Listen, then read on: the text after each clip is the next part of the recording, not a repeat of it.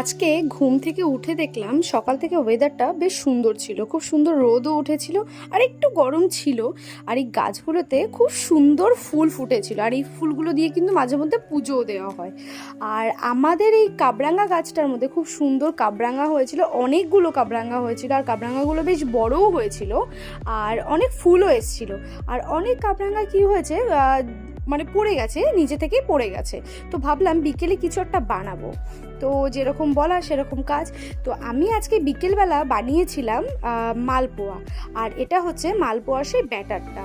আর তারপর তেল গরম করে আস্তে আস্তে একটা দুটো করে ছাড়তে লাগলাম ওর মধ্যে ব্যাটারটাকে দিয়ে। তারপর আস্তে আস্তে উল্টে পাল্টে লাল লাল করে ভেজে তুলে নিলাম। আর তুলে নেওয়ার পর এটা হচ্ছে তার ফাইনাল লুক। দেখতেও যেরকম সুন্দর হয়েছিল, খেতেও কিন্তু খুব ভালো হয়েছিল। আর সব শেষে আমি এই ডার্ক চকলেটটা খেয়েছিলাম। এটা আমার বরাবরই ভালো লাগে। ভিডিওটা ভালো লাগলে অবশ্যই লাইক কমেন্ট শেয়ার। আজকের মতো টাটা।